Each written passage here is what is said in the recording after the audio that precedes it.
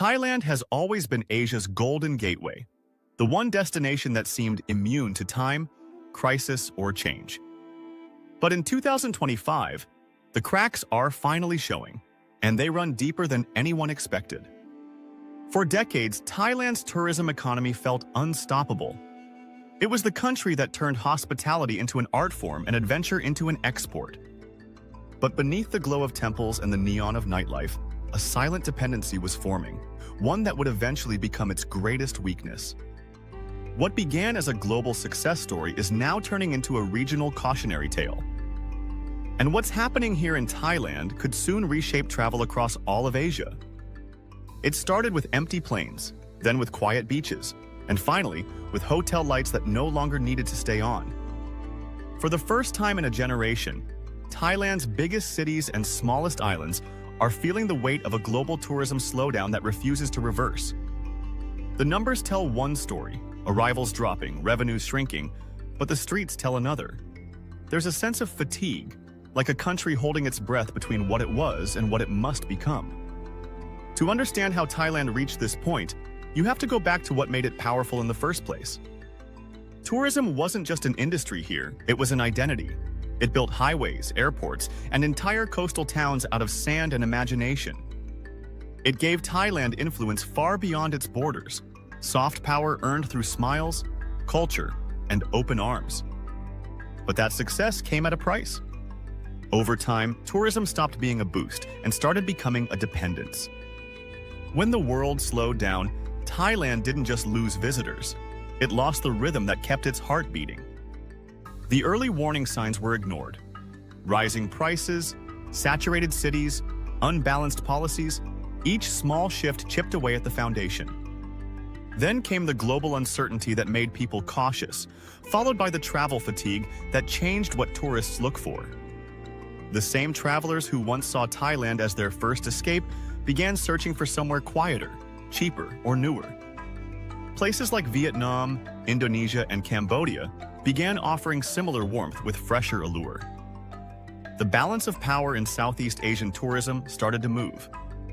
But Thailand's deeper challenge isn't competition, it's complacency.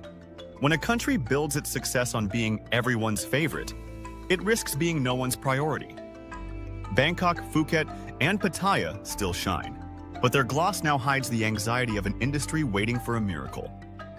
Hotel owners talk about soft seasons that never end. Taxi drivers wait hours for a single fare. Beach vendors stare out at waves that once carried opportunity. Even the luxury sector isn't immune. High-end resorts are cutting prices just to maintain occupancy, eroding the exclusivity they once sold with pride. Thailand's strength used to be its balance, affordability with elegance, accessibility with mystery. But in the race to grow, that balance tipped too far. The country began chasing volume instead of value. And once you sell paradise at a discount, it's hard to raise the price again. The Western traveler notices it first. The same street that once felt exotic now feels commercial. The same welcome that once felt warm now feels practiced. None of this happened overnight. It's the slow decay that comes when success becomes routine and reinvention feels unnecessary. For years, Thailand was the teacher of tourism, the model every developing nation copied. Now, it risks becoming the warning label. Even with government campaigns and travel incentives, the energy that once defined Thailand's hospitality feels thinner. You can still find beauty here, in the islands, the food, the smiles, but the country's confidence has changed. In 2025, the question isn't, when will tourists return? It's, will they return for the same reasons at all? Because travelers today aren't just seeking beaches and bargains. They're searching for meaning, safety, and authenticity. And Thailand's biggest competitors aren't just other destinations, they're new expectations. This shift isn't just economic, it's cultural. The old model of mass tourism is colliding with a new generation that values experiences over consumption. Bangkok's luxury malls and rooftop bars now share attention with Chiang Mai's slow-living retreats and Krabi's eco-lodges. The hierarchy is changing. You can feel it even in conversation. Locals talk less about profit and more about preservation. But transformation is never simple. Reinventing an identity built on comfort requires discomfort. That's Thailand's challenge now, learning to thrive without chasing the crowd. For decades, the world came to Thailand for freedom. Now Thailand must rediscover its own. The signs of change appear quietly at first. A closed shop in Phuket, a darkened massage parlor in Pattaya, a hotel rooftop that no longer glows past midnight. But every shuttered door tells the same story. The tourists didn't just stop coming, they started going elsewhere. Across the region, new destinations are rewriting Asia's tourism script. Vietnam feels fresh. Indonesia feels undiscovered. Cambodia feels cheaper. The pattern is unmistakable. The world is chasing what Thailand used to represent: adventure wrapped in warmth. Thailand was the brand everyone trusted, but trust, once taken for granted, begins to fade when the experience feels predictable. Even loyal travelers are drifting away, saying the country feels overrun, commercial, less real. Those are words no nation wants attached to its name. For years, the answer was to build more. More resorts, more malls, more airports.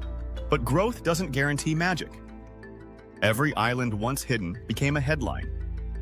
Every temple once sacred became a backdrop for someone's vlog. The charm that built Thailand's empire of tourism is now what it risks losing forever. And yet, under the noise, something remarkable is happening. A new generation of Thais is quietly rebuilding the meaning of travel. They're not selling escapes, they're curating experiences. In Bangkok, small boutique hotels trade size for soul. In Chiang Rai, slow-life lodges invite travelers to disconnect. Koh Yao, Pai, and Nan are whispering the future, places where fewer people mean deeper connections. They're redefining what it means to visit Thailand, less about luxury, more about belonging. Because true luxury isn't excess anymore. It's authenticity, it's space, it's silence. The travelers of tomorrow don't just want to see Thailand, they want to feel it again. And that's the opportunity hidden inside the collapse. When an industry breaks, it forces reinvention. Thailand's tourism doesn't need to grow wider, it needs to grow wiser. If it succeeds, it could lead Asia again, not by being the cheapest, but by being the most meaningful. But failure would echo far beyond its borders. Across Southeast Asia, millions watch what happens next. Because Thailand isn't just a country, it's a symbol. If the symbol falls, it shakes confidence from Bali to Hanoi. Investors, airlines, and governments measure their risks by its outcome. That's why this moment matters more than headlines suggest. The region's future depends on how Thailand adapts. A new kind of traveler is emerging, global, conscious, and loyal to experience over price. They're not chasing destinations anymore, they're chasing emotions. Thailand must learn to give them that again, not through spectacle, but through sincerity. Because what made this country special wasn't just beauty, it was balance. The balance between chaos and calm, between luxury and life, between welcome and wonder. When you walked its streets, you didn't just visit, you felt seen. That feeling built an empire of return visitors that money alone can't buy. To bring them back, Thailand must rediscover that human heartbeat. It has to stop selling escape and start selling understanding. The same energy that made it Asia's playground can make it Asia's teacher, if it dares to evolve. Change isn't failure, it's evolution under pressure. Just as coral reefs regrow after storms, so too can tourism rebuild from silence. The fall of 2025 may one day be remembered not as a collapse, but as a cleansing. The world doesn't need another postcard, it needs perspective. And Thailand, for all its bruises, still holds the perspective Asia can learn from. It's the reminder that beauty must be earned, not consumed, that culture must be lived, not sold. The beaches will fill again, the plains will return, but the question is, what version of Thailand will they find when they do? Because if the country listens, adapts, and simplifies, it can lead again, not through numbers, but through nuance. It can become the example of sustainable recovery that turns a fall into a foundation. For travelers, that means a deeper reward. The Thailand of the future won't just entertain you, it will change you. It will be less about selfies and more about silence, less about the rush and more about the realization that paradise isn't lost.